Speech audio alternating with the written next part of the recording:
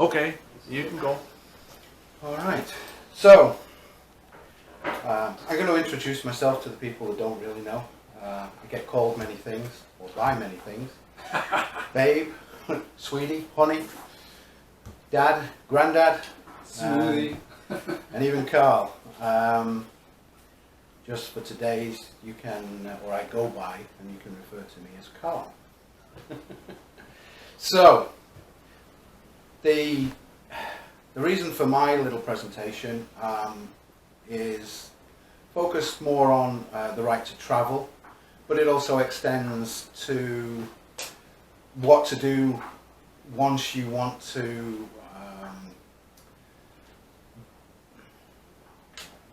become the sovereign that you really are.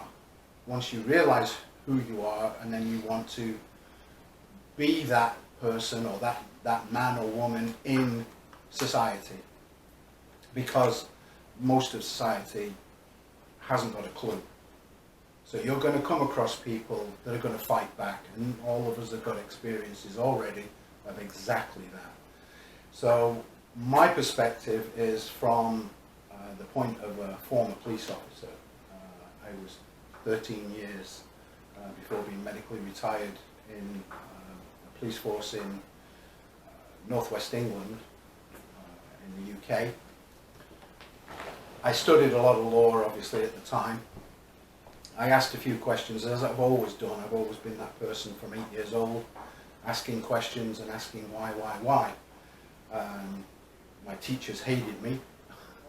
The police sergeants at the training school hated me because I was asking questions that they'd never been asked before. So all my life I've kind of done the same thing, and I've tried to learn as much as I possibly can. Moving to Canada, I did the same thing, learning about their legislation and laws. And now I'm here in America and actually continue to study American law and legislation and common law and such. That was in conjunction with also studying Canada, because obviously the two countries are very closely linked and very close together.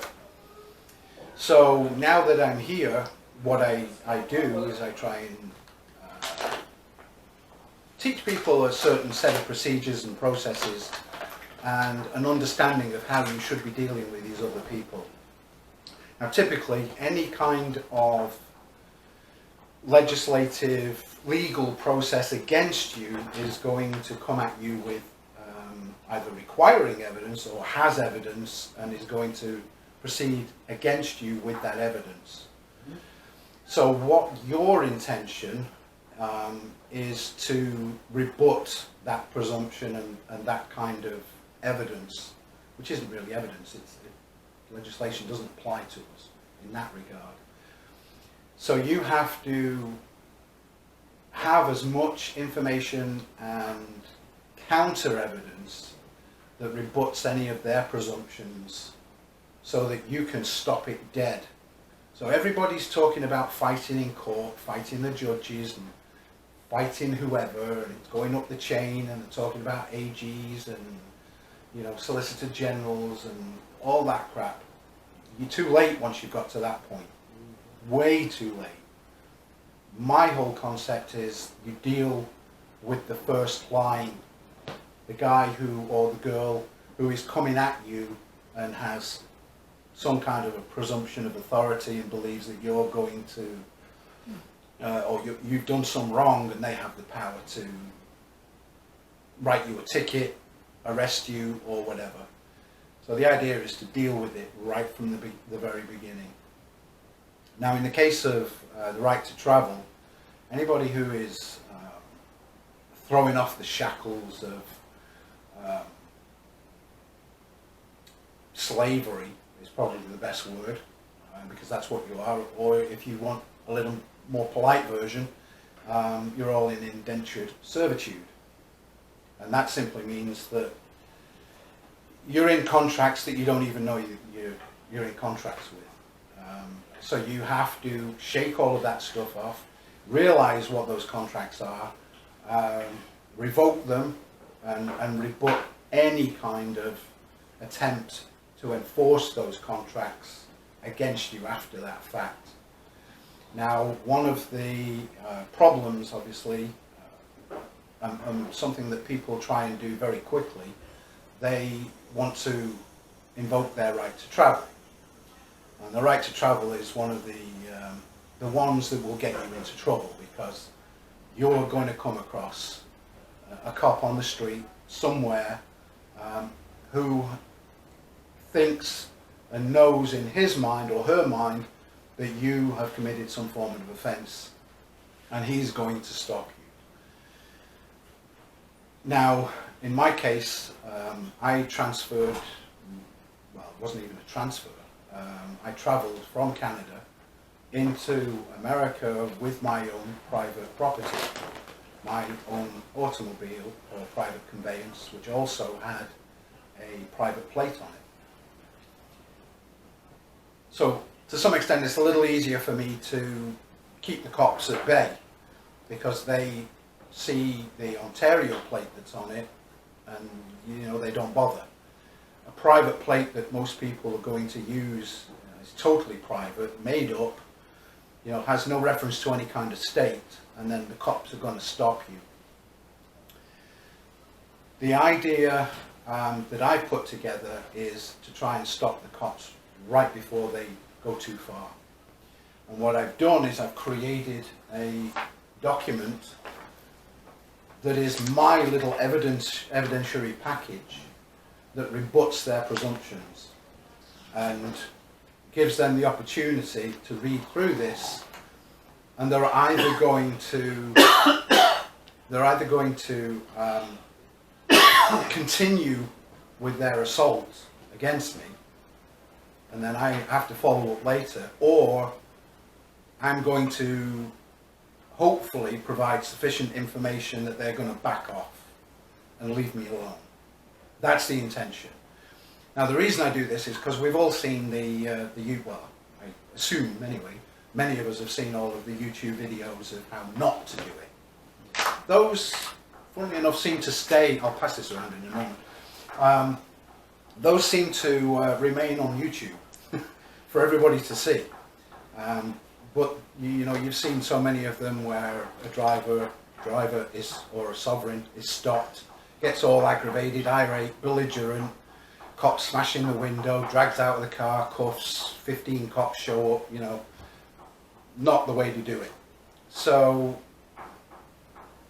there have been actually, and I've seen some recently, very successful ones where sovereigns acting in a sovereign capacity have also done the same thing. They've got their little evidentiary package. So instead of doing this out the window, because I've seen it, I've been there, I've stood on the other side of that window and I've heard the bullshit that comes from people in that driving seat. And you don't believe any of it, you know, it's, yeah, tell it to the judge, yeah, there's your ticket. I've done that. I didn't like always doing it, but I've done it. And so I know their training, I know their thinking, and I know that's exactly what they're going to do. Which is why, instead of doing this out the window with no backup of any sort, this is why I present this package, because now it's written. It also forms a part of the evidentiary material that they and me is going to have to present in court. And they'd better present it, because I'm going to be presenting it to them. And then they're going to have to answer as to why they proceeded once they were given all of this information. Again, hopefully it never gets that far and they walk away and say, no, I'm going to leave this guy alone, there's too much problem, I'll just wait for the next guy, because it doesn't take long for somebody else to come along where they can generate revenue and write a ticket. So I'm just going to pass this round. It's just so I explain. There are 20 pages in this, and it's both sides, so it doesn't use quite so much paper either. But the first 6 pages are what the cop is really interested in, because that's all of the information that he really needs to know. It explains it. The first page is actually the same letter that Glenn pointed out. First 2 pages. The apostille and the letter from the senator in Arizona, which from a state Arizona representative or senator says people are giving up all of their documentation, and it's quite legal for them to do so. There is no problems with it, and anybody, any police officer, any law enforcement agency should accept it and know and acknowledge that it is something that is being done and is allowed. It's completely and utterly lawful and legal.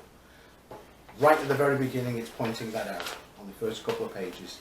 The next part of it is notice to all law enforcement officers, supervisors and commanders. Now usually I've had this up on the screen in the past, but I don't necessarily want to go through. We don't really have time, I don't think. But if you read through it, and I can send you email copies of the actual documentation. If you want to use it yourself, by all means you can. I would suggest though that you read through it in minute detail, because this is something I've put together specifically for me, and it refers to my history and other things. So you will need to change it. Don't just blanket take it and give it out, because it doesn't refer to you.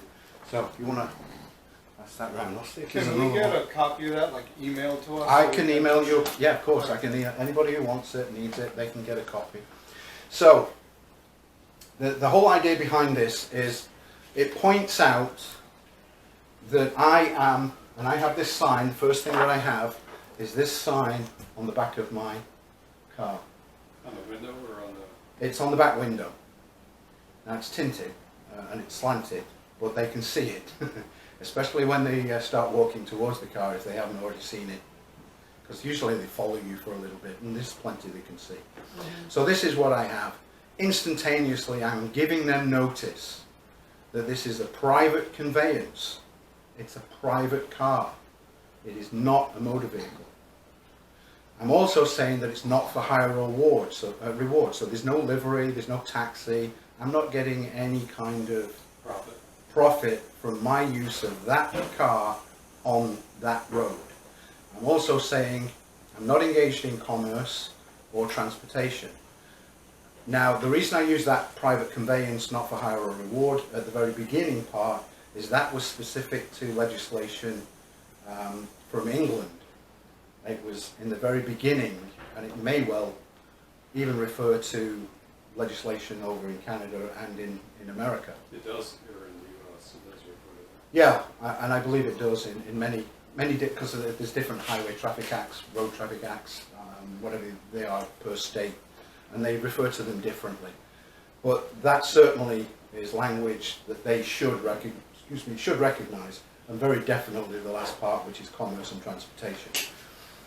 So that is the first thing. So that if they're going to drive up on behind me, they see that.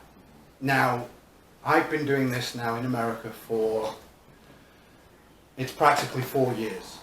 In fact, it will be November. Yeah, October, November was pretty much when I came here, so it's 4 years.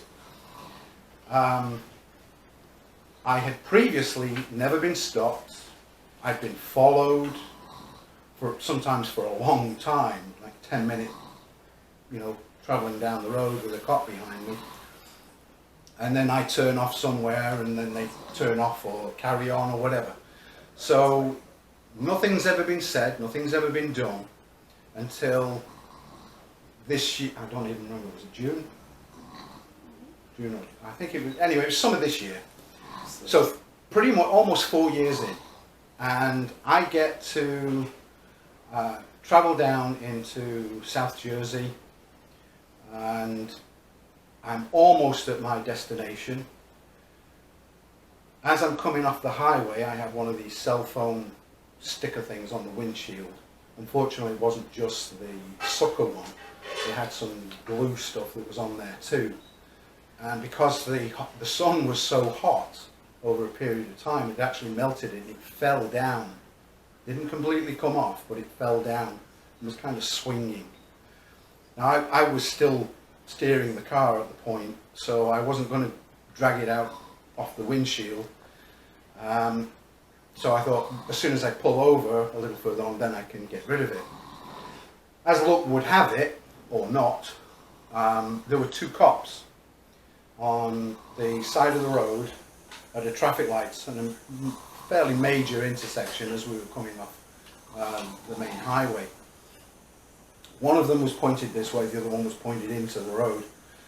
And I didn't think anything of it, but as I was approaching, he came out and came sort of behind me into the next lane, and then did a behind me.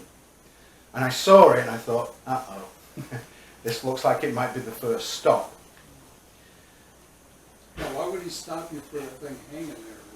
Well, it's an infringement for the New Jersey road traffic codes. Oh, really? Because it's an obstruction of the windshield. Connecticut too, is it? Yeah. Now the other reason, as I discovered after we were pulled over and started talking, he also couldn't see my plate properly because I had written on it in stickers private property over the Ontario portion of the plate. All the rest of the plate was fully legible. And anybody who had any knowledge and had ever seen any kind of Ontario plate would have known instantaneously that it was from Ontario. So I get through the lights, we're travelling along the road, which at this point is actually single file. The road had gone right in, single file that way, single file this way, and not even a shoulder. And part way down, he flicks the lights on. So I'm looking, there's nowhere for me to stop, nowhere for me to pull over. So I say, well, screw you, I'm not making anything quick and simple here. I'm going to get to a point where I can safely pull off, and then we'll go from there. That was actually another probably 200 yards down the road before I was able to pull off the side of the road and stop. Now what I'm going to explain is how you would typically deal with this in an ideal situation. Now what happened wasn't exactly ideal, and it didn't turn out, of course, as you plan. It never does, and as Mike Tyson said, plans are great until somebody punches you in the face. And that's pretty much what happens.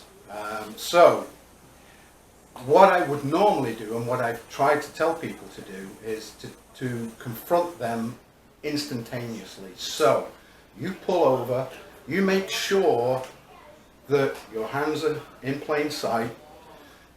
If you have recording devices, which you should have, front and rear dash cams, and more if necessary. I have about 3 running in my car. As soon as you've safely situated and you see them exiting their car, you need to open your window, if you've not done it already, put your hands on the windowsill of the car itself, and then lean out and call back to him as he's approaching. What's the emergency? I saw your emergency lights are on. I've pulled over to get out of your way. Is there a problem? Can I help you? So firstly, at that point, you're showing him that you know that those lights are for emergency purposes. He's not supposed to put them on for any other purpose. Certainly not for stopping you. So, typically, and what happened in this case when I asked him was, oh no, you're all right, no emergency, we're all good. So that was the response. Unfortunately, I didn't get a chance to do that in this particular instance because he decided that he was going to get out of his car, and it was parked far enough back that it was too far away for me to engage him. And he then walked onto the sidewalk, came down to the sidewalk, and then came to the passenger window at the front. Yeah. So at that point, it kind of destroyed that little surprise. Because the next step that I would have, and generally suggest that people go, is before they get a chance to do anything else, is you then say to them, did you see me commit or about to commit a breach of the peace? Right. And of course, no, what are you talking about, kind of thing. No. Again, before they get to proceed, oh, all right, no breach of the peace, fine. Did you in that case see me or commit or about to commit a felony arrestable offence? Typically, of course. Which would require a warrant, right? Well, probable cause, typically. Okay. They just need probable cause at that point, because they don't need a warrant if they see it. It's only if they have one reported to them, they take the information, then they have to go and get a warrant and act on it. But if they see it, which is why I say, did you see me commit or about to commit a felony arrestable offence? Of course, if you haven't, I mean, if you've been down the road and you're in a state where you're not allowed and you're smoking a spliff, then maybe they've got good cause to pull you over. But Yeah, and having that thing hanging there is not a felony. it's not, no, it's just an infraction. So, and the same with the plate in the back. It's just a traffic infraction. So they're not criminal offences. They're not felony offences. So, of course, his answer should be no. So then straight away you go on to the next one. Well, if that's the case, then do you have a warrant for my arrest in your possession? And you can actually extend that by saying, do you have a verified warrant for my arrest? Verified is actually the correct term, because that means that there's a complaint, there's a claim against you, and you have to sign, and then the warrant is issued from that. So, at that point, again, hopefully, he should say no. Your response at that point is because you've gone now through all of the terms, Minimum contacts. the minimum contacts, the probable cause, warrants, and so on. Except for contracts. Well, the contracts is the driving license, but he doesn't have the power to pull you over based on a contract because it's civil. Right. So he has to have probable cause to pull you over for a criminal purpose or a criminal reason. Right. Civil contracts do not give him the right to pull you over. Now, he's gone all through that, and he's hopefully, and on camera, said no to everything. There's no emergency. I didn't see you create a breach of the peace or about to. Same with the felony arrest. Same with the warrant. So, at that point, your question is, well, why? Well, there's two ways, but why am I under arrest? That should be your question. The other one is, why am I detained? The best thing to say is, why am I under arrest? Because a detention is still an arrest. Right. Courts have confirmed long time that any kind of involuntary detention is still an arrest. It's arrested your motion. It's arrested my motion, and my freedom to travel. And that's written into case law. So that's what you would say. Why am I under arrest? Hopefully he'll just say, well, you're not under arrest. And fingers crossed, if you've got the guts and the balls, you should turn around to him at that point and say, well, if I'm not under arrest, I don't want to be here, I don't consent to be here, have a nice day, officer. In and go. Now, as I say, you've got to have some nerve and balls to do that. He will either realise the situation he's in and just go, oh, okay, and go back to the car. Chances are he feels he's got the authority and he's just going to get back in the car, lights on again, sirens, and go after you. So, again, you've got to have some nerve to operate like this. If you don't have the nerve to do that, then you have to really start rebutting all of his presumptions at this point, because you have asked him all of those questions and he didn't get it. He still wants your license and registration at this point. And he feels that he has the right to detain you for investigation purposes, and you're not under arrest. So you could and should at this point say, well, if I am under arrest and any detention, involuntary detention, is an arrest, I would like you now to read me my rights.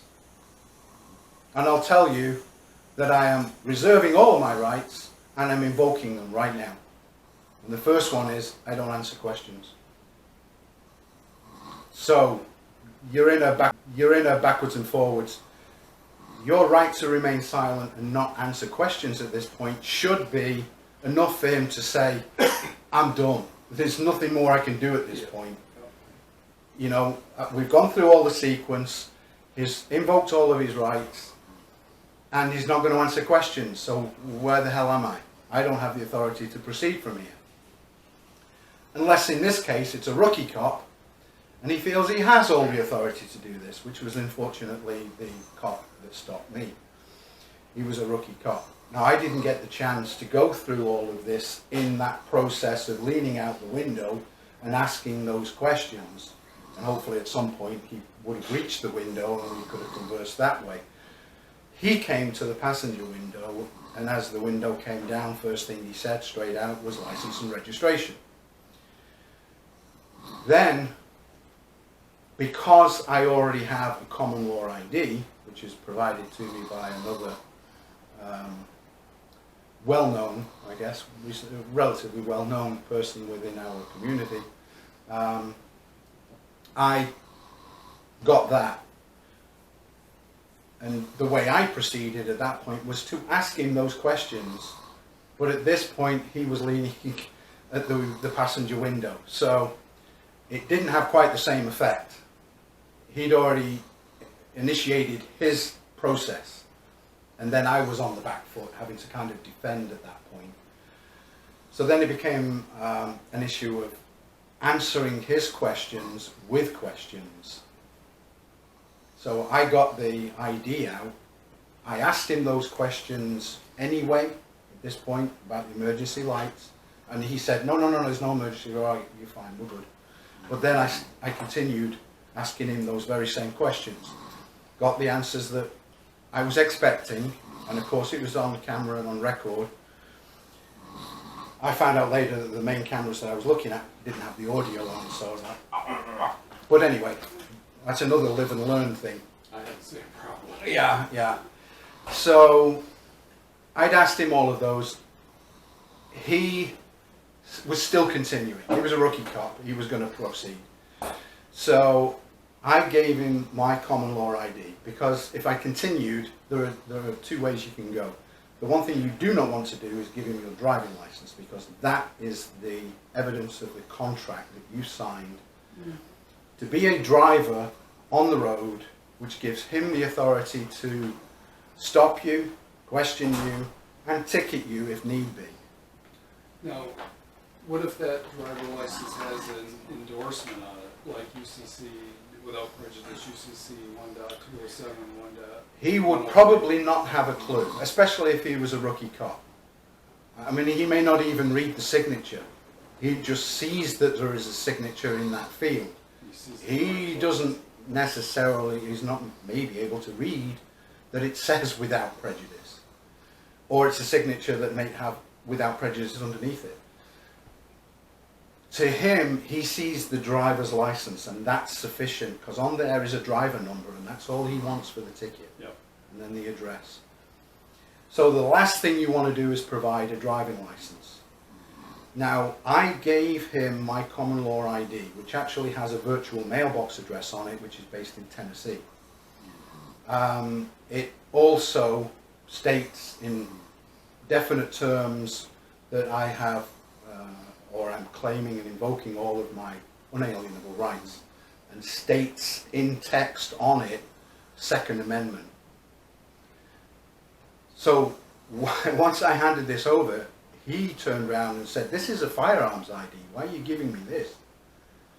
So I said to him, well, it's more than a firearms ID, it's a common law ID. But yeah, you're right, it is a firearms ID as well, as per the Second Amendment, protected by the Constitution. So he said, do you have a driving license? And I said, well, do I need such a thing? So at this point, I'm answering all of his questions with questions. And he's looking very, very confused. And my wife, who obviously was in the passenger seat at that time, I only found out later, but she told me that he was shaking shaking in his boots almost. So he was not happy. This was not going the way he expected. He wasn't shaking because he was afraid, he was shaking because he's mad. No, I think it was... He was shaking because he didn't win. Yeah, well, he didn't get his way. you see, I've been in that situation where you have to deal with a member of the public when you've stopped. And you don't know how they're going to react, you don't know the situation, and of course in America you have to deal with irate people with guns. Now in New Jersey that's not quite so obvious because it's really hard to get one. But when I gave him an ID that said on it firearms, he could have immediately concluded at that point that I have a firearm, and now he's on, alert, which could have been the adrenaline rush that sent him shaking. Okay. So I don't think he was scared per se, but I think he was in that heightened state. So he was figuring out how to deal with this. So again, what I'm trying to do is rebut all of his presumptions at this point and answer all of his questions with questions. And you're trying to check off all the minimum contacts. If he doesn't have a minimum contact, he can't contact you. Yeah, exactly. I mean, you put it in as minimum contact. I put it in as I've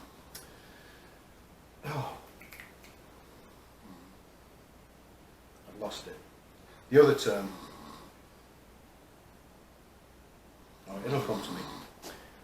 Probable cause. Jeez, should remember that one. Yeah, it's probable cause. They have to go through and have probable cause for all of that. So it's the same thing. But then they get to the contract bit, which would certainly come into effect on that side, which is the driving license. Which is why I said never ever present the driving license, because that is evidence of the contract and it has the driver's number, which is all he needs. So I had gotten to the point where he was getting very worried. He asked me, do you have a driving license at this point? And I said, do you mean a New Jersey driving license? And he said, yes. So I said, do I need such a thing? So this, he stands up, gets on the radio, he's asking for backup. So then he says, comes back down, and I'm trying to remember this in my head now in the sequence of events, but he then says, do you have a driving license? So I said, a New Jersey driving license? No. Do I have a driving license? Yes. Now I have one for Canada, but I wasn't going to show it to him anyway. Because none of his business, as far as I was concerned. He wanted me on a contract in New Jersey, and it was out of his jurisdiction. My car is completely out of his jurisdiction, and I was making sure I wasn't going to give him anything. So I don't think anything happened at that point. After that, he went back to the car. The backup that he'd requested came in, parked up behind. Now I've got two police cars behind with their lights flashing. The other cop goes and speaks with the first one for a good few minutes, and then he comes to the window, same window on the inside, and then he starts asking the question, do you have a driving license? Well, here we go again. You mean a New Jersey driving license? Do I need one? So, same situation. He turns around and says, are you one of those sovereign citizens? So, my reply to that was, I don't identify as a sovereign citizen. No, I identify as being sovereign. There's a difference. So he said, okay. And then he went back to speak with his fellow cop. And they were gone for maybe nearer 10 minutes we were sat there. Approaching 10 minutes. I'm twiddling my thumbs at this point. Camera's going, I don't realise there's no bloody audio going. So he is obviously doing the checks. They come back and then they start asking more questions as to where do you live, what's your address? So I said, well, I'm staying in New Jersey, why? So he said, well, we want the address. I said, well, why do you want the address? So I can write the ticket. So I said, I'm not going to give you the address. I don't consent. So the pair of them at this point are completely baffled. They have no idea how to proceed. I have a quick question. Sure. Up to this point, did they ask you if you had a firearm in the vehicle? No, they didn't. And as it happens, I didn't, of course. Yeah. But no, they didn't ask. Okay. I have had conversations with police in the past where they have asked me. Of course, I've said no. But in this particular case, no, they never even asked, either one of them. So we spent the next couple of minutes backwards and forwards, them trying to get an address out of me. And then they said, well, can we have your Canadian address? So my response to that was, well, that's stupid. Why do you want my Canadian address? You're going to send it all the way up there so they can send it down here so that I can fight it and go to court. I said that, but I would never go to court anyway. It's a complete waste of time. So they said, well, we need an address so that we can send you a ticket. Say I'm a nomad. So, well, I did in roundabout way. I said, well, I travel a lot. And I'm currently staying in New Jersey, but I'm not giving you the address. So the next thing at this point, I'm thinking, all right, I turn around and I'm dragging out the form. In fact, I got my son in the back seat to grab the file. And I said, here, you better have a look at this. So I handed it over and he said, no, we're not accepting that. Don't even want to look at it. So I said, well, you better look at it because it explains exactly my situation. It explains the limit of your power and explains how you keep yourself out of getting into some really big trouble. And I suggest you take it and read it. And he said, no, I'm not reading it. Don't want it. So I then said, well, look, I am a former police officer. I served in England. I lived and worked in Canada, and now I'm here. I obviously was learning the law in England. I've learnt the laws and the legislation in Canada, and I'm doing the same here. I am very aware of my rights and the limits to your power, which is why you need to read this. And I know that you've received training, but I know that you haven't received enough training. Now the rookie cop, the first cop, got really bent out of shape when I said this. He said, oh, I've had enough training, thank you. And he took it as an affront that he wasn't properly trained. And I said, yes, I know you've been trained, but you've not received all of the information. Educated. Yeah, they have given you only enough information for you to go out and do this job, but you don't know everything.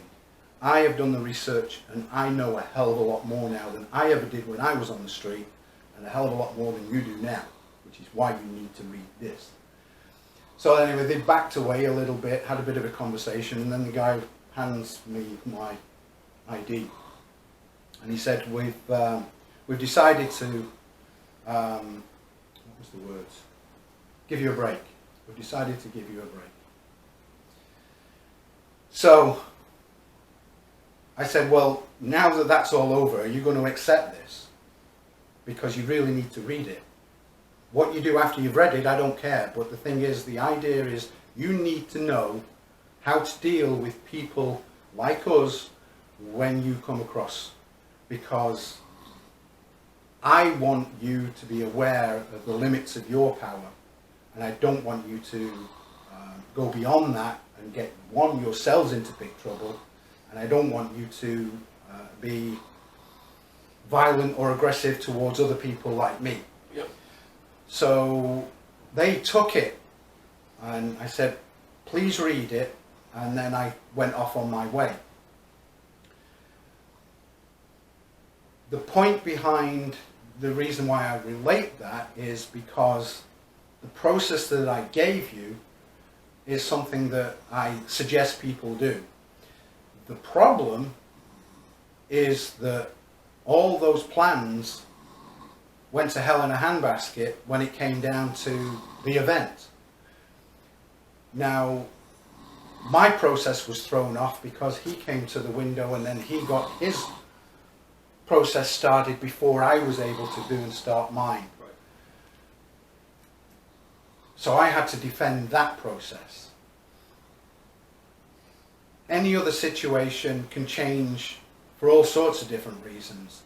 Because I'm a former police officer, the uniform doesn't scare me quite as much as it would normal people who don't, confront or don't interact with the police very often.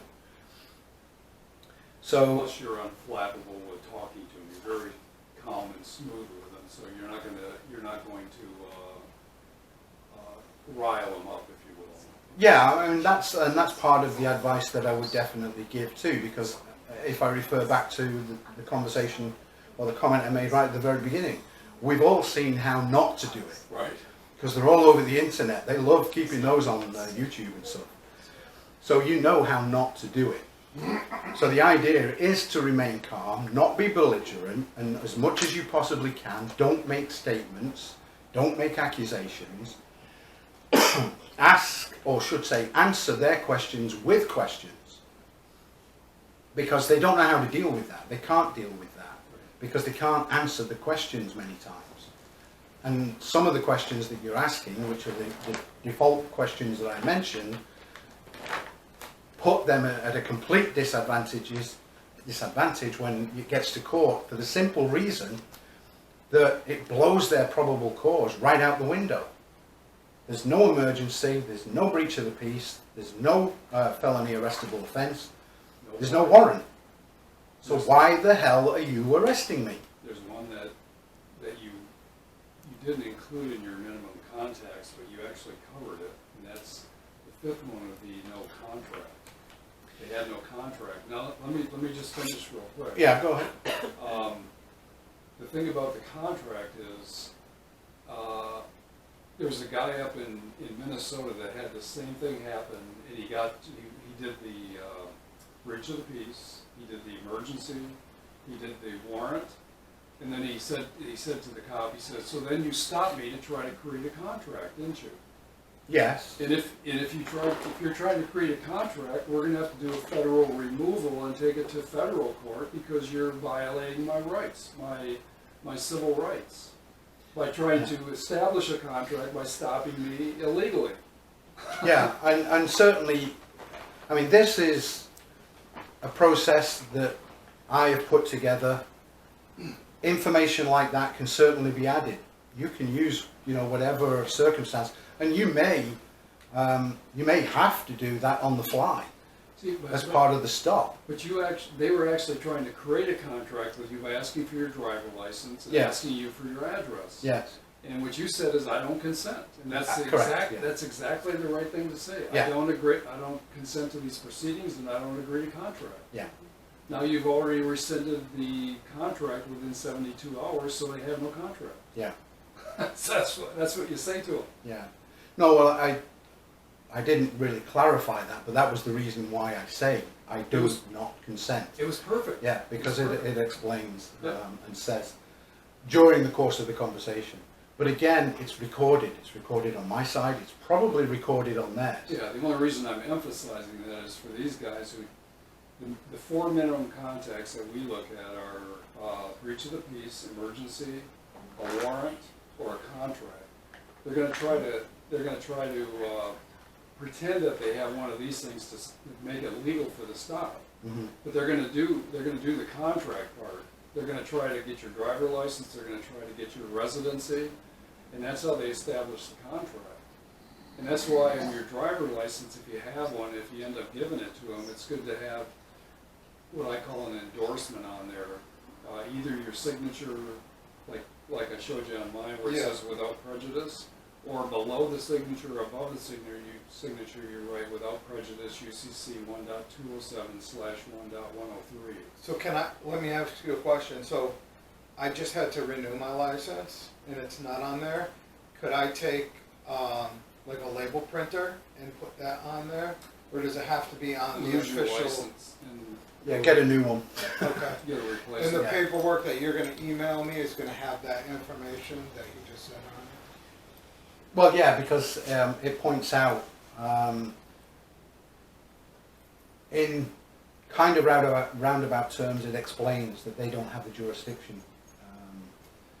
And I'm hoping that they would know anyway, just simply Okay. from the questions that are asked of them. They're taught about probable cause. They know to some extent the limit of their powers. it. Oh, yeah. What they don't do, and the thing is, I have a common law ID, so I was able to give him an ID that he could go and check on the computer, and I knew damn well it wasn't on the computer. And actually, one of the questions they asked, have you ever been stopped? Have you ever been arrested? My comment was absolutely not. So that, I mean, I wasn't on their system at all. Yeah. And of course, neither was the car. It wasn't on their system either. So if you don't have a common law ID and you're refusing to give the driving license, a lot of cops will automatically make threats about failing to identify to a police officer. Yeah. Now, most will crap themselves at that point because they've heard of that one and they will threaten to arrest you. And they can arrest, but typically that clause, and you would have to check in the state, because most states, they cannot arrest you for failing to identify because it's a right. You don't have to identify yourself. It's part I of... identify as a 70-year-old woman. Yeah. Well, that works too. But yeah, the reason... Identify as a 70-year-old woman. Claire Smith. Yeah, they will threaten you with that one, but that legislation, that subsection that they're referring to, usually is in relation to if they ask you after arrest for a criminal offence. So if they arrest you for something else, and then they ask you to identify yourselves and your name and address, then you must identify yourself, because then you can be charged with that offence of failing to identify to a police officer. But it is not an offence usually in most states. I'm pretty sure it's in most states. You cannot be arrested for failing to identify, because it's a Fourth and Fifth Amendment violations. What was the name of the ID that you gave them? It's a common law ID. It was created. There are a couple of people you can get them from on the internet. Mine specifically, once he created it, I doubly did it with another identifying document, which in my case was a passport, and I got it notarized by a notary. Okay. So it's notarized, confirmed ID by an existing document. Okay. So it's in their records. See, but if you give them a common law ID, I gave them my passport, which provides identification, but not an address. Yes. So, and a passport is used for traveling, right? So if you're traveling, you use a passport. It's usually international though, cross I border. know, they didn't, So- well, I was traveling, I was in Texas when I gave it to them. Yeah, well, there you go. Right?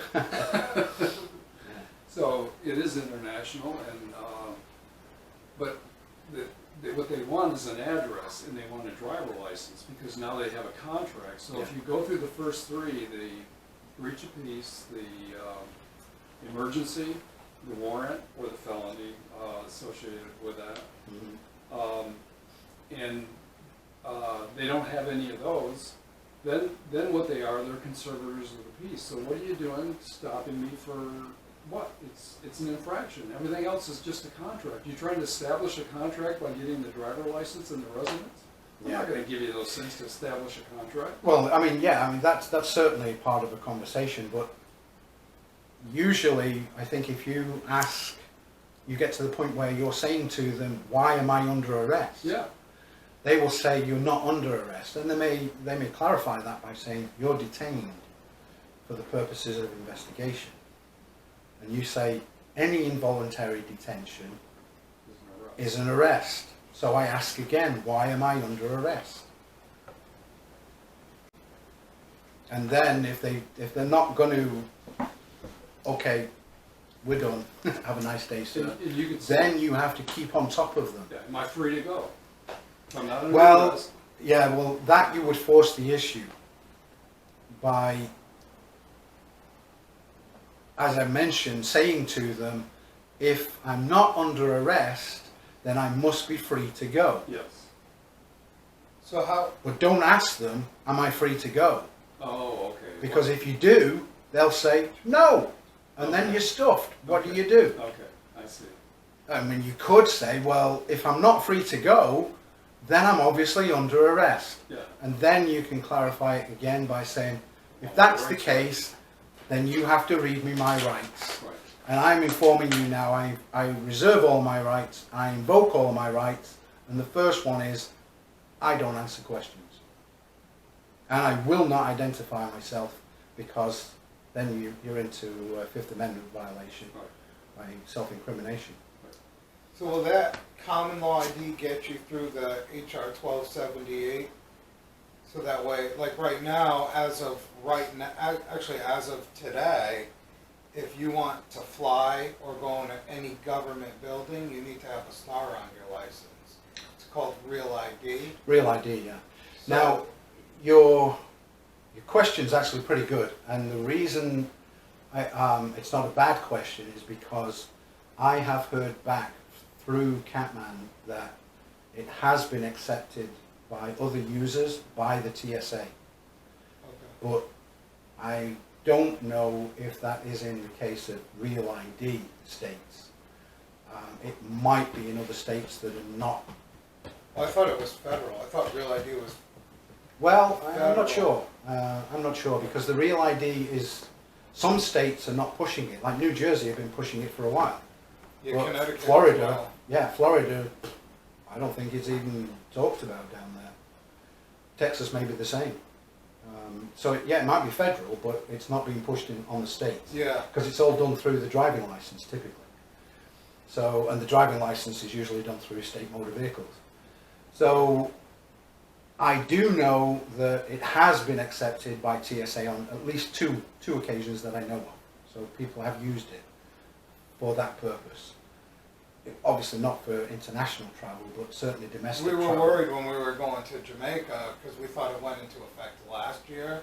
And Yeah, I'm like, oh my God, I just paid for all of this first class flight, hotel, everything. And yeah, I'm like, they're not going to let us on the plane. yeah. But they did because the TSA in Connecticut wasn't that bad. But when we had to get a connecting flight, the second guy was an asshole and he was like, oh, you don't have a Real ID, why don't you? He was like, and I'm like, it's not a law yet. He's like, yeah, but why don't you have it? I'm like, what? Why does it matter? Yeah. And it's like, I hate the TSA. It's none of your business. Yeah. Yeah, really, none of your And business. in Yeah. Connecticut, they just legalized recreational marijuana in Connecticut. So you can have your passenger smoking a spliff. Yeah, But what they used to do in Connecticut was they'd pull you over and ask you to roll down your window. Mhm. And right there, it gave them probable cause because they can say, I They can smell smell it. marijuana. yeah. Well, if it's not an offence, see, this is another aspect of how a police stop will go. And obviously I would like to extend the information further on how you would deal later on with all of these. Right now, it's the typical right to travel, it's the police on the street. That's how a lot of sovereigns get into trouble, because they don't know how to deal with that. Yeah. See, you've just brought up an example that another man who's on YouTube teaches a similar thing, and he brought this up, and he actually dealt with it quite well. And I'm just trying to remember his name, because I'd like to give him the credit for it. But anybody that knows will recognise anyway. But what the cops will typically do, they want to turn it into more than just a traffic stop. So they will try and elevate it into something more, where they can start searching the vehicle. They give you probable cause to arrest you for some form of crime. Okay. Now, the window thing is one, and the reason why I didn't say roll it down 2 inches like other people say is because I know, depending on where it is, if it's on a highway, it's a busy road, you've got trucks, driving by, 2 inches, they can't hear shit from the inside, unless you're speaking up anyway to the crack in the windshield, in the window. So, wind it down. Common respect. Yeah, and It's a little bit. I mean, you don't have to wind it all the way down. I mean, if you're going to do the hands-on and speak back, then you have to. Yeah. But when they start walking and get to, then wind it back up again, or electric if it is, but wind it back up a little bit. 6 inches. It's not enough for him to reach into the car. Yeah. But it's enough for you to converse. You know, have some kind of respect, and that's mutual. You're mutually respectable, or respect for him. Hopefully he will be the same and we're all good. The idea is not to escalate this whole thing.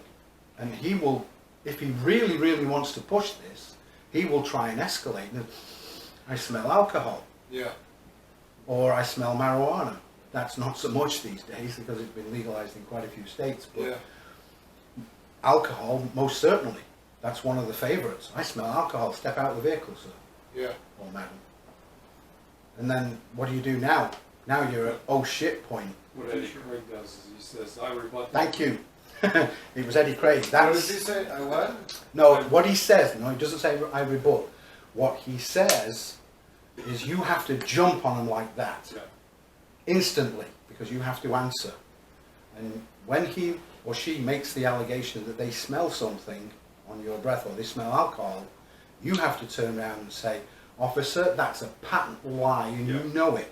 Are you trying to escalate this stop and turn it into a DUI? Yeah. Yeah. And you just stop at that point. Yeah. Because then they go, oh shit.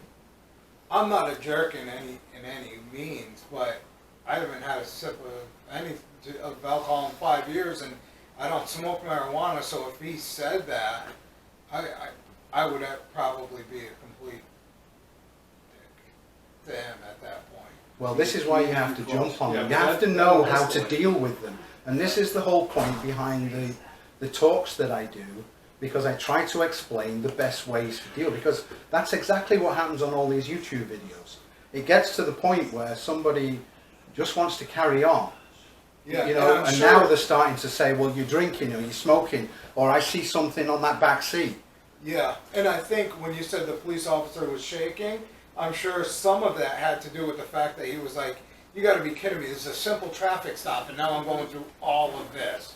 So he was probably perturbed as hell because he didn't know the laws, and that's why he had to call someone else. Yeah, because they spent time talking in the, at the car. No, he wasn't. He was, no, he was just another constable, let's say, or a straight officer. He wasn't a corporal, he wasn't a sergeant, he wasn't any kind of supervisory officer. Just somebody that looked like he had about 5 years more service than the rookie did. So the whole point behind it, though, is how you deal with these situations. You have to be on top of any attack. I was fortunate, I guess, in that circumstance, where I left without a ticket, with my car, not being arrested, a whole host of things. Yeah. I had another event not very long after that. I wasn't travelling at the time, my vehicle was parked, but I had to give my common law ID to another police officer, and my car was right there. Plates on the back, no driver's license. She asked me, you have a New Jersey driving license? And I said, do I need one? Yeah. So she kind of looked at me real weird, and then looked at me even more weird when she looked at what the ID was and the separate card I gave her. Plus it has a Tennessee address on it, which... Yeah, and again, I don't even know, she didn't mention anything at all. Now, she did take pictures, because she had to take pictures of other IDs that were there, and she took pictures of them all. So I kind of dealt with that again, and again didn't end up losing my car, being arrested or any of that, even though it was obvious that I had travelled in that car to bring it down there. But in the case of escalating any kind of traffic stop to become a search or any kind of an arrestable event, Yeah. you have to jump on them, because, as Eddie Craig says, that's what they will try and do. Sure. If they can't get you for the ticket thing and they really want to be bastards, Yeah. and there are some out there, Yeah. and I know exactly which type it is, Yeah, the they will try and military force the haircut issue. and the No, not openings. even that, not even that. So most of them, there are two types. The women are the worst, especially if they've got a few years service in Yeah. and they know a little bit. The women really, really want to stand up against the male counterparts. So they're the worst to deal with. The second worst, or even sometimes the worst, are the cops who've been in there for 15, 20 years and they're still driving around in their cars as a Yeah. officer on the street. Because those guys, Should be up here. yeah, they should be accelerating up the chain Got of a chip command. on their shoulder, huh? Yeah. Well, they have a chip on the shoulder, but they also have a little bit of knowledge, a lot of bit of knowledge, I should say, and they know how to shit kick Yeah. and give you hell, and they enjoy doing it, which is why they're still in the car after 15, 20 years. Yeah. They're not somewhere else doing I agree. detective or whatever. So you see these and you have to kind of treat every single stop very, very carefully and be on your toes to try and figure out. I knew as soon as this guy got out of the car and got to the window, he was a rookie cop. It was Yeah. bloody obvious. The other cops that I dealt with, one was a female cop, and she displayed all of the attributes of the training, and I knew exactly who I was dealing with. Yeah. The other cop that came up had a few more years service, but I felt, and I didn't confirm it, but I felt he was ex-military, and he was now in the job as a cop. So the Constitution to him, I believe, was important. Yeah. And we had a little bit of a discussion about that and about immigrants and my viewpoint and perspective about living in America, and was I contributing to American society. Yeah. He asked me a question, yes or no answer. It's not really, right or wrong answer was what he said. There's no right and there's no wrong. But I knew from that there was a right answer, and that was it. I was training and teaching people, American people, the power and the benefit of their status and the power of the Constitution. Yeah. And his response was a big beaming smile, you know. Yeah. And he said, "There's not many like you. Good job." And then he had to walk off to his other compatriot. So, you can deal with these people and you can stand on a good footing with them, or they can really try and knife you and Yeah. escalate the whole situation, but you have to know how to deal. And as Eddie Craig said, he describes a female that was in this very, very situation. But fortunately, they seem to be in some previous communication, so she called him. And this cop did exactly that. He said, "I smell alcohol. Get out of the car, Mom." So he heard this, Yeah. and he said, "Straight away, tell that officer, that's a patent lie, officer, and you know it, and you trying to escalate this traffic stop." Yeah. And just let that question hang in the air. And the response from the cop was, "Just a moment, man." And then he walks away to his supervisor and the bunch of others that were there. Because by this time, they'd already been at the roadside for 40 minutes. Yeah. And then he tried something else. And at that point, it's just a waste of their time. Now, it just, no, I know. I mean, Well, she had nothing. See, this is the other thing I'm trying to explain. She had nothing to give the guy.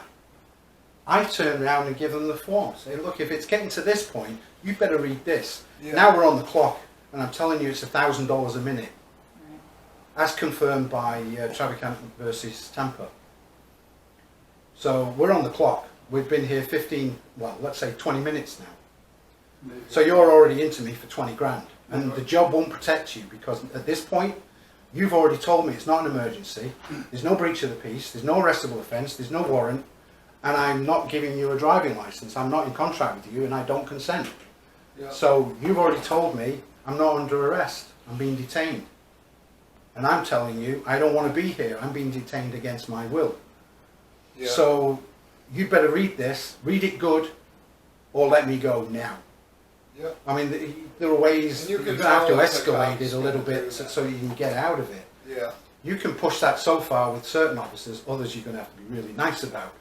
Because they're dicks. Some of them can be real Oh, dicks. I got one I live in Granby, but my office is in East Granby, and I'm friends with literally, because it's such a small town, Mhm. all the cops, I know them all by, I don't call them officer so-and-so, oh, you're calling by their first name. Yeah, if you know them. There's one rookie female cop in East Granby, and she pulled me over, and I'm like, I always drive the speed limit, not because I want to drive faster, but for my safety.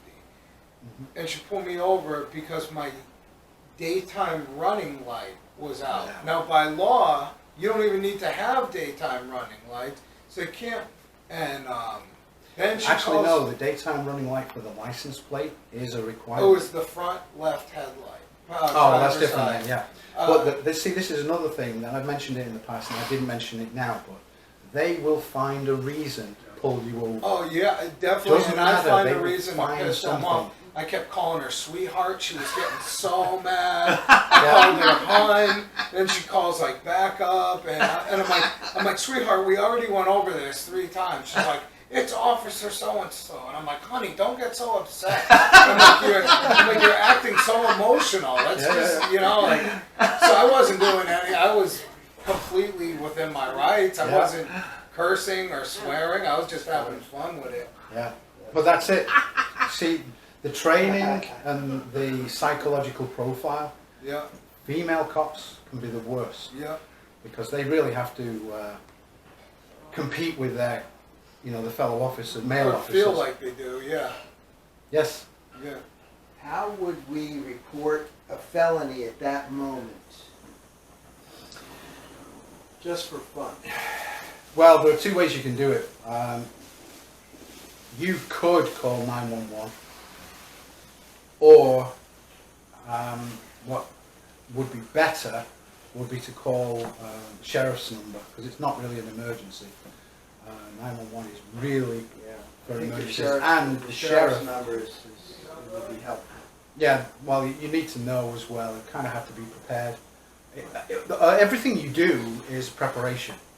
Those documents are a preparation from being stopped, or when you're stopped. How you deal with, if you get a ticket, there's preparations involved in that. So all of it is how to deal step by step, instead of getting to the point of going through all of the intermediate and then trying to deal with a Solicitor General or an AG because you've gone all the way through and it's not been, quashed. So at that point, I think I might, for fun, might want to call the sheriff. Yeah, I've been kidnapped. I've got these men that In disguise. pulled me over in disguise, pulled me over, and they're They're not armed. identifying themselves Not properly. identifying me. That are trying to give me the contract and they have guns. Yeah, well, they're armed, they have guns, and I'm in fear for my life. Right. Because the sheriffs are there supposedly to protect you. Yeah. Calling 911 just gets you through to the buddies. That's Yes. true. The guys who have just pulled you over. That's right. So the sheriff's office is the one really to call. But then what happens when they don't respond? Many times they don't, because when part of the questioning, eventually they'll find out, well, it's a city cop that stood by your window, and you're calling the sheriff's department. And I may want to just tell them ahead of time that it's them, and they're now forcibly detaining me, and therefore there's a felony being committed, Mhm. and leave it on them at that moment. Well, again, it depends on how much you want to fight, Yes.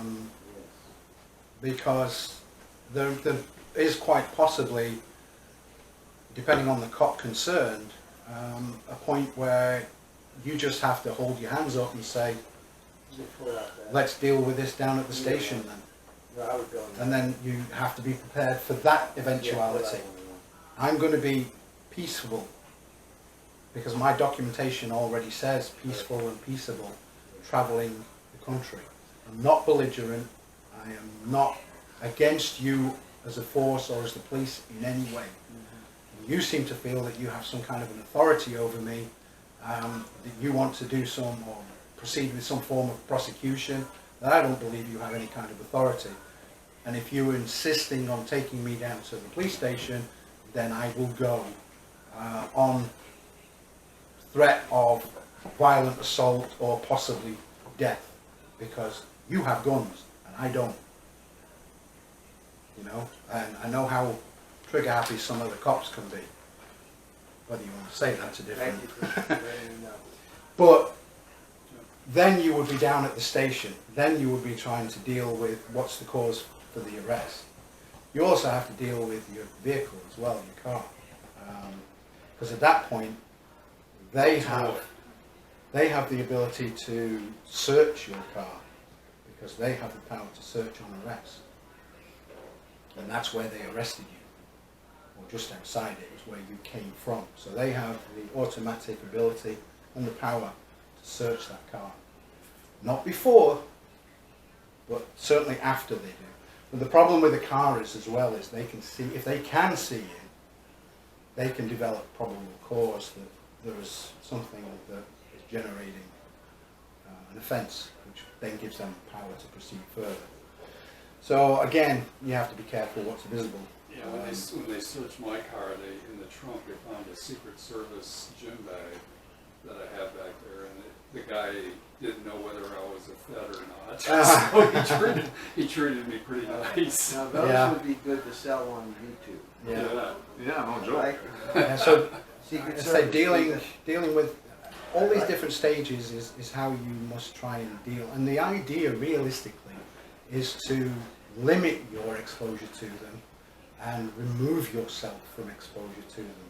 So if you go that far, the idea is then to get the hell out as quickly as possible. You don't sign anything, you don't give your name, you state on and for the record that I am reserving all of my rights, unalienable, inalienable, depends on what you want to say, and I'm invoking all of them, and the first one is I refuse to answer questions. I don't answer questions, you can say whatever you want. If they're going to get into a situation where they're going to get you in an interview room and question you, never talk to police. Don't answer any questions. Don't explain yourself. Don't allow them to put words in your mouth by saying this, and this happened. Can you explain this? What's your side of the story? I've already told you I do not answer questions. Can I go back to my cell now? And the other thing is, you have a right to counsel, not a lawyer, not an attorney. You have a right to counsel, and that doesn't have to be a lawyer. That can be, somebody that you know who's very familiar outside. Just get the word out. So, I hope to some extent that gives people, see, for 4 years I've managed to avoid contact with the police, with the authorities. I don't register anything, I don't apply for any licenses, I avoid all the government interactions.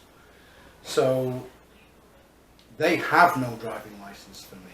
My private household goods, my private conveyance is private, my personal private property that I brought with me from Canada. The private plate on there, the vanity plate, as they would call them down here, I paid for extra money for it. It wasn't provided by the state, and it's not required to be returned to the state, or in this case the province. I paid extra money for that plate. It's now mine. So as much as you possibly can, you have to try not to interact with police officers, but if you do, be as much as you possibly can on your guard and aware that everything you say can and will get you into trouble if you're not careful, which is why it's best to always answer questions with a question. Any statements that you make, they can What would take hap- down and record. What would happen like Questions are immaterial because you're asking a question. Yeah, you did a great job at answering their questions with questions. Yeah, yeah, that? And you're basically presenting a way to basically just satisfy them and go on your way and go on your way, and they're happy and you're happy. correct. But what would happen if one just asserted Fourth and Fifth Amendment right from the get-go? Well, the Fourth and Fifth, well, certainly the Fifth Amendment doesn't mean that you can't talk to them. It just means that you don't have to answer any of their investigative questions. Right. So what? From the But very- it doesn't mean that you just zip up, because you have to maybe continue to assert your rights. Yeah. They will do everything they can to Take them out. overrule you and you know, got to- abuse your Karl got rights. to a certain point where he then said, I assert my right to remain silent. At some point, I thought I had heard you say it. Yeah, no, I said invoke. I invoke my rights. Once All you of had- my rights. You And felt you my had main answered, right is the right not to answer questions. So you had answered questions prior to that, Yeah, but now you're invoking. yeah. So anytime they ask you, no, Now, in fact, most of the time I didn't answer questions. I asked questions as a result of what they were asking me. you were communicating. Exactly.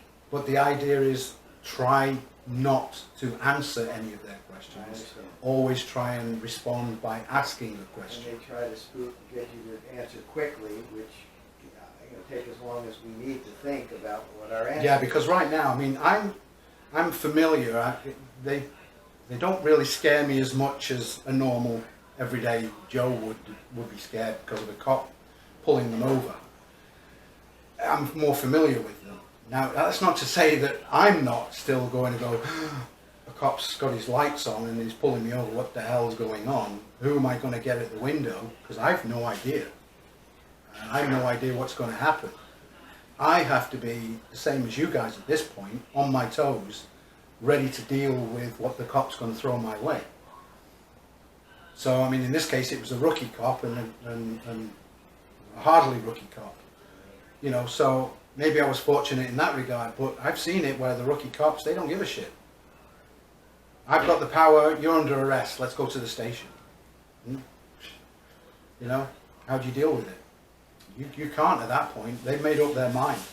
Now, technically, what you could do is saying, no, sorry, you're obviously inexperienced and I don't want to deal with you anymore. You better get your supervisor down here Yeah, that's good. right away, because we are not going to converse at all until the supervisor comes down here. And I'm telling you, I'm not under arrest. We'll sort it out when the supervisor gets down And here. that goes to under the authority of the people, you're invoking, what would you say, Ed, about? Revoking your authority. Yeah, revoking I my revoke authority. your authority, I'm ordering you to bring a supervisor. Yeah, and that's an ideal thing to say. But I want a supervisor down here, and then you can explain the situation to the So supervisor. then if he goes forward without doing that, he's in worse trouble. He's in worse trouble, yeah. Yeah. Yeah. And you have to tell him that. See, this is the bit about the communication. Just because you've invoked your rights, he's abusing your rights, and now you have to disavow him of that by reminding him that you have invoked your rights. He's further abusing your rights, and you'd better stop because you're going to get into further trouble. But hopefully, I would also be able to try and hand this document over to him at some point during this process, the one that I have, because this is printed documentary evidence that they have limited power. The first two bloody pages say it. In fact, the second page is the letter from the senator that says it in black and white, and then everything else after that, the next 6 pages, So would it be okay? explain it. Would we ask him if he is capable of reading? No. No, you don't want to antagonize him. No. I mean, if you want to antagonize him, Right. fine, but it's not a good idea. The idea is to try and, always, is to try and get away from any kind of interaction with the police. Or any agency, or any government agent. Is to avoid any interaction with them whatsoever.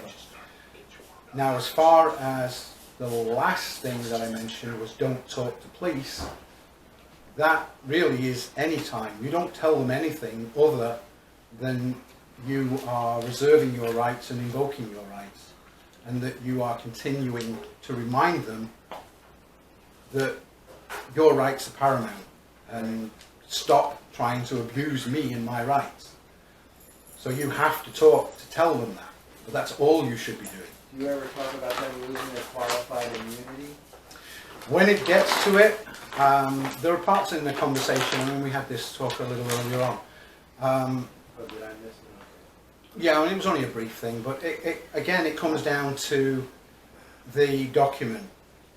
If they are going to read that document and they still want to continue, you can then tell them, look, your the qualified immunity that you have and the what's the good faith doctrine Right.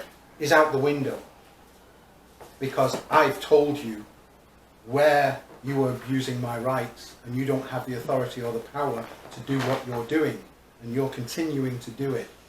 So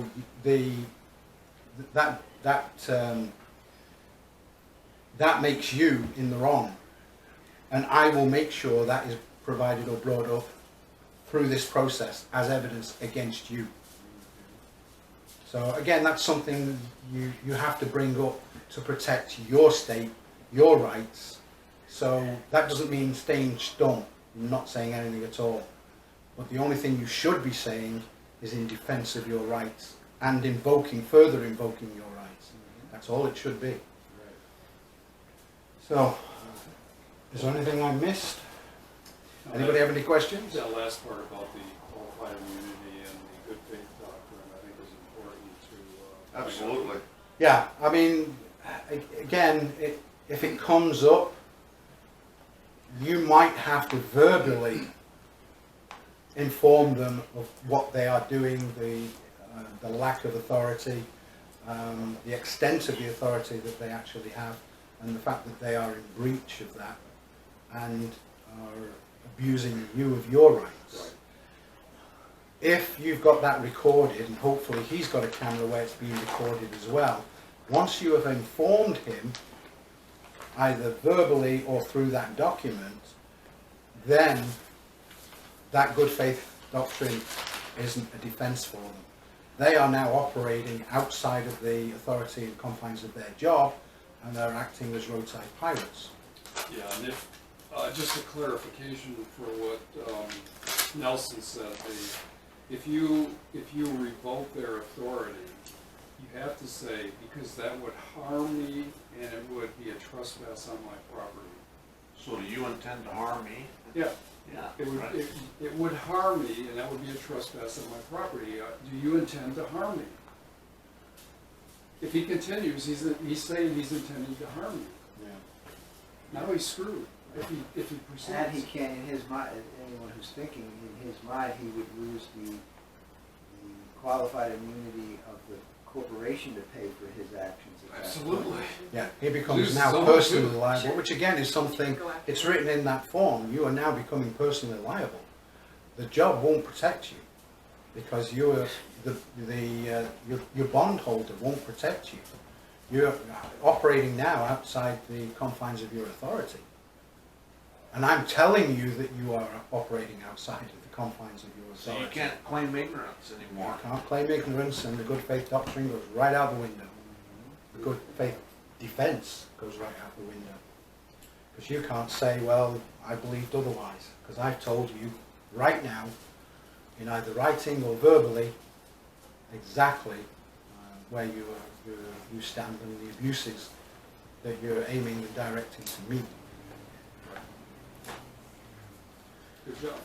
Now again, it's pretty hard to do on the fly when Yeah. you're not used to it. It's got a lot of moving parts. It does, and you have to be aware at all times, and the biggest thing is when, you know, I mean, there was 2 cops, unfortunately, they came one at a time.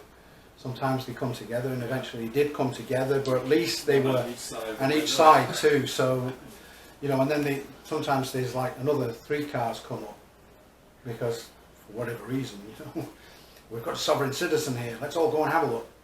I don't know. I like your number 3 here under notice to principal. I hereby invoke and refuse to waive my right to have assistance of counsel. Do not ask me questions without my counsel present, as protected by the 6th Amendment. That would be really cool to say, we'll just wait for my counsel to get here. Where is he? Texas? Exactly. Yeah. That's True story. Yeah. No, that's what I say. There are all sorts of different things, but to get that in their hands is gold. If they will accept it and read it, then they're screwed, because it explains exactly their situation. Yeah. Which is why they don't necessarily want to accept it. Right. So if they don't accept it, then you could say, so you're not accepting this in good faith because you intend to harm me.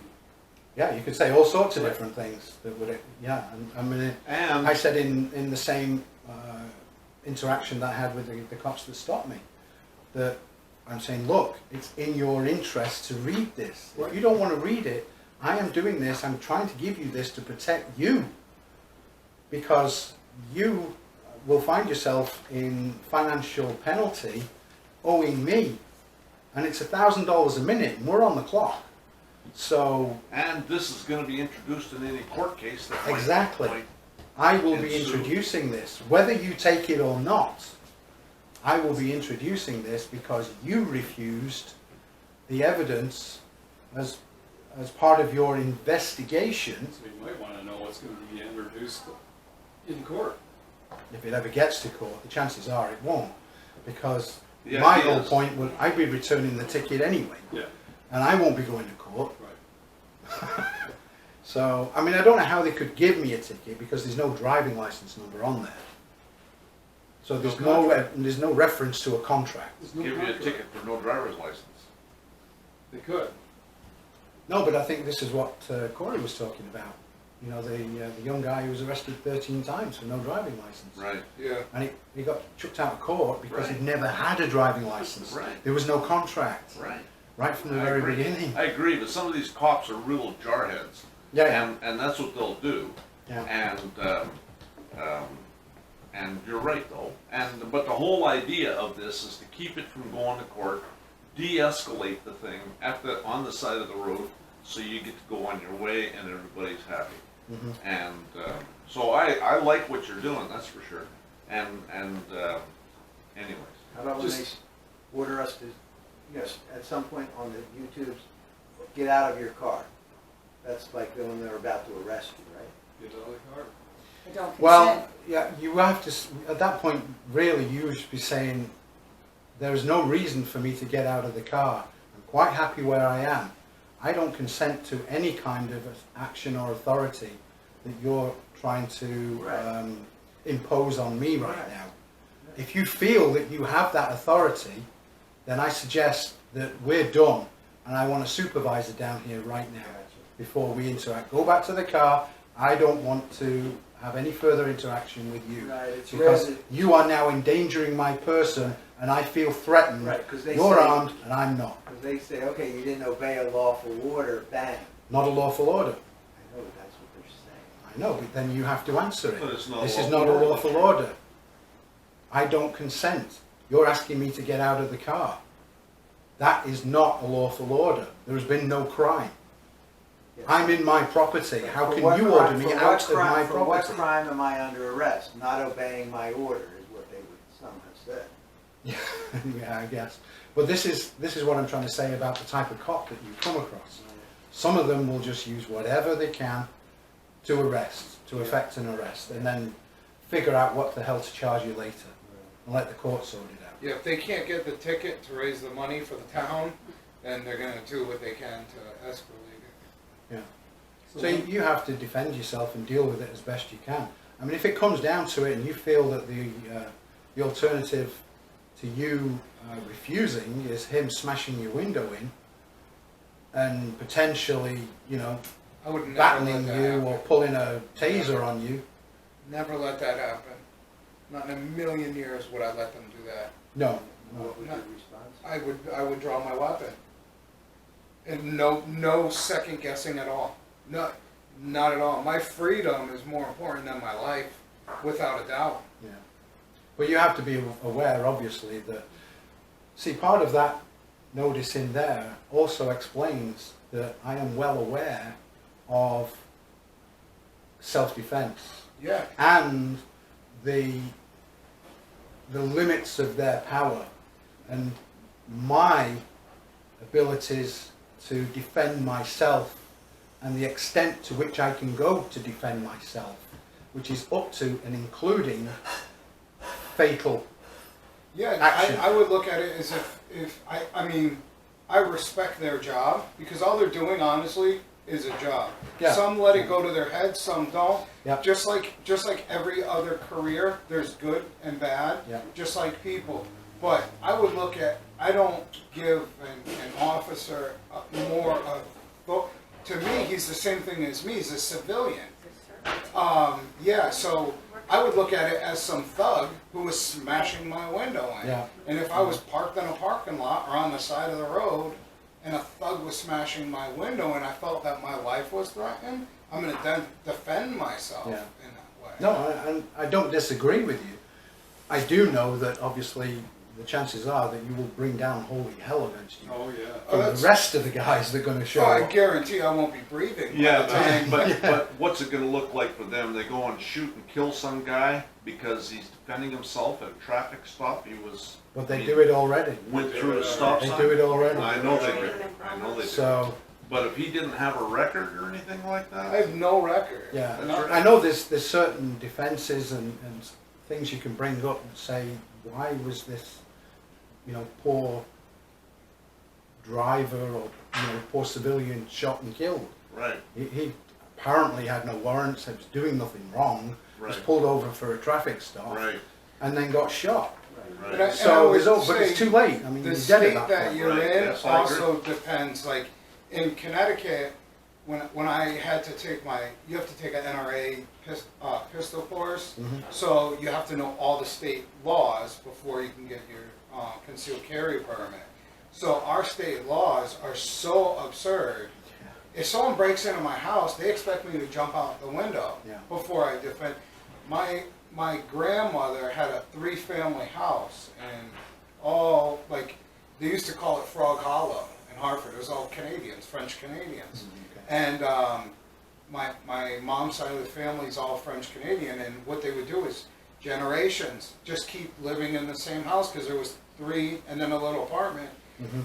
And someone broke into my grandmother's house, and my older brother had just gotten out of the Marine Corps and shot him in the leg.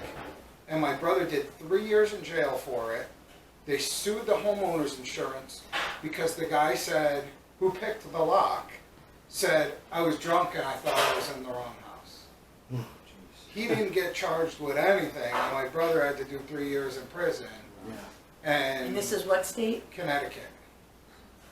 Jersey, they have to go through 2 doors. That's one of the, I just took a gun training class recently, maybe 6 months ago, so I'm forgetting already, but they have to go through 2 doors. I just happen to have 2 sets of doors on my house, so that's good. Yeah. Same thing. You can't, It's you're the one it's- who's gonna get in This trouble. whole, from New Right. York, New Jersey, all the way up to you get to New Hampshire. So like Vermont, Maine, New Hampshire is a lot different than Connecticut, Massachusetts, New Rhode Jersey, Island, New Jersey, New New York. York. So Vermont is insanity. That's the only way I can explain.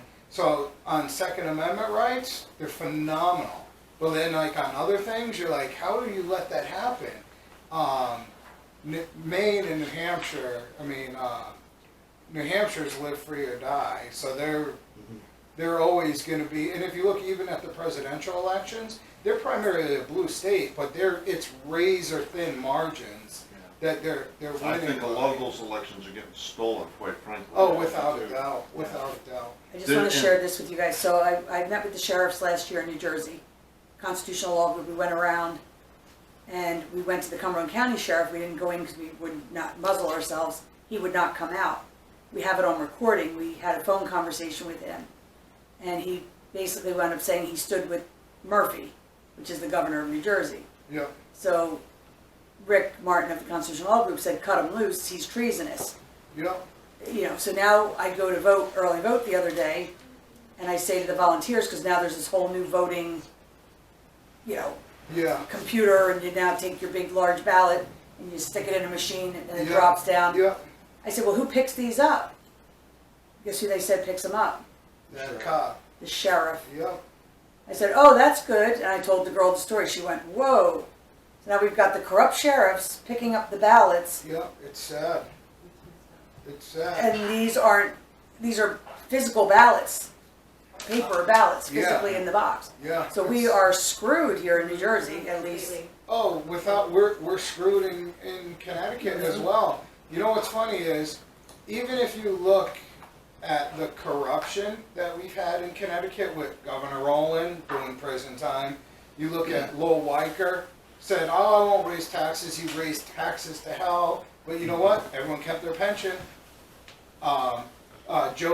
Jody Rell, whenever we had a Republican governor, we were always fine financially. Now, after Malloy and that other douchebag, we're done. Right now, they can't even pay out 13% of the pensions to the people that have worked to the state. We're $289 billion in debt, and that doesn't include pensions, and the state just upped the heating oil. So say you're poor and you can't afford heating oil. Yeah. Usually they give you, it was $600, then it was $900 a year. Now they just made it $1,800 a year. So what's the price of oil going to do? It's going to skyrocket, and now the taxpayers are on the hook for $1,800 for every person who's getting $600 a week of unemployment, $600 for each kid, plus the $300 additional bonus from the federal. They're living like kings, and the middle class and the upper class are starving. I didn't mean to change the subject. No, not at all. There's big time corruption all over the place, there's no doubt about it.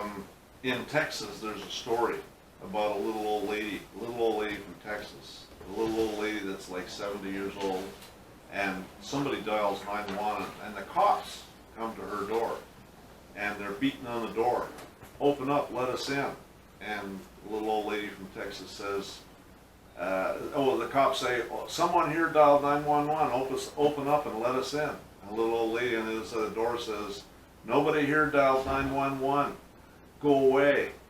And the cops beat on the door again, somebody here dialed 911, let us in. And the little old lady from Texas says, I have a gun, we're in Texas, nobody here dialed 911. Yeah, unfortunately, it's not. I wish it was like that where I live, but I happen to be lucky and live in a very red town. But the rest of the Connecticut's pretty liberal, there's no doubt about it. it's so horrible. Okay. If say you want to go hunting with your kids, right? So I remember growing up going pheasant hunting with my uncle, and we would always stop at Walmart and get this. They don't make it, this Remington 20 gauge load, because I was too little to shoot a 12 gauge. And they still stock the pheasant in these fields called Valley Falls.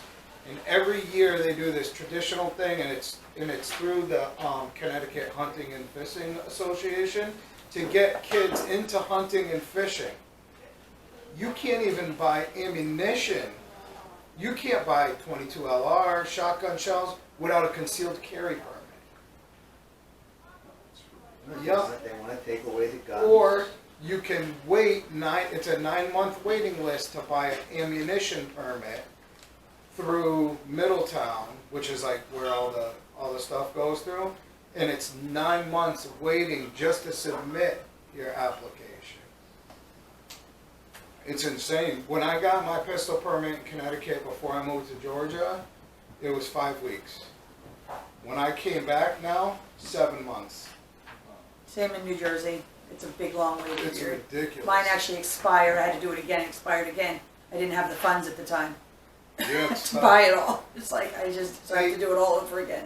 I wanted to tell you guys yesterday and I forgot, if anyone is interested, if you wanna shoot me an email or a text message or a message on the, social media group, I have a video and it's not posted still, but it's 5 ways to get free Bitcoin.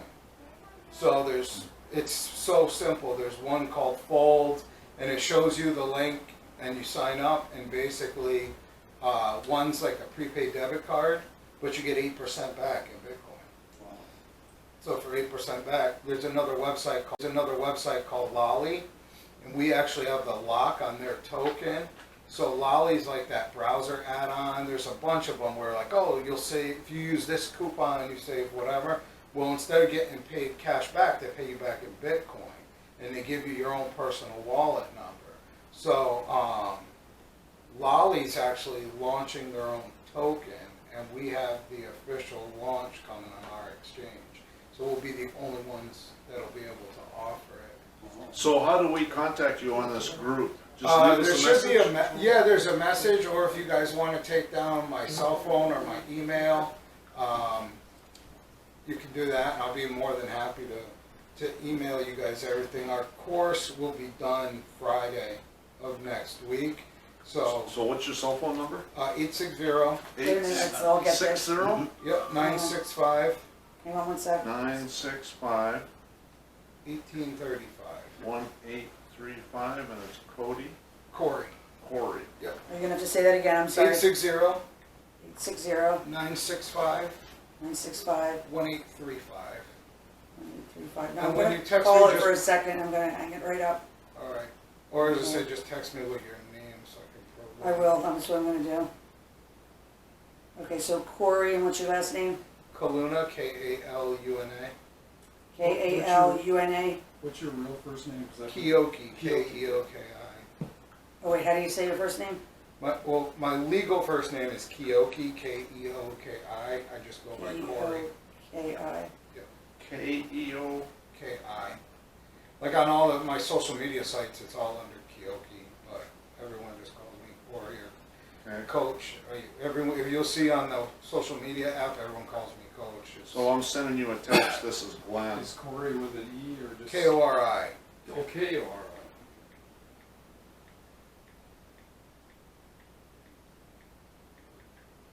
So I'm sending you a text. Probably should have it. Programming Nelson. Nelson, what's your last name? Mandela. Family name? Any prefer name to you have want the last name. Anything you want me to put. Okay, I'll Dice. just put. Nelson, Roll of, the dice. Nelson of Ocean City. I'll just put Nelson, New Jersey. Yeah, I don't, I have an aversion to the word last name. It's a family name. It's a family name. Yeah, well, I guess that's about it. I want to thank Karl for giving us his words of wisdom. I mean, it's that's a lot of great work stuff. here. Yep, it's good stuff. A lot of good information in this. I'll look forward to the latest, updated version. We'll be doing some more next weekend if anybody's going to be around.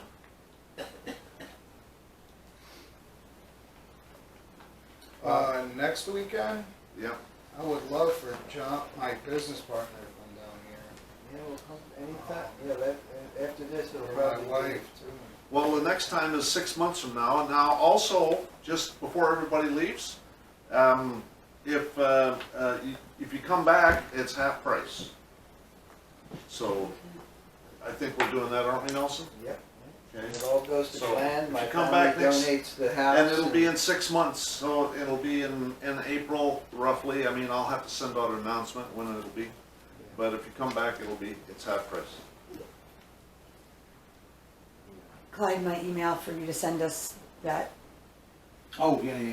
information that you said you were gonna send to people. I guess I can turn off the recorder. Yeah.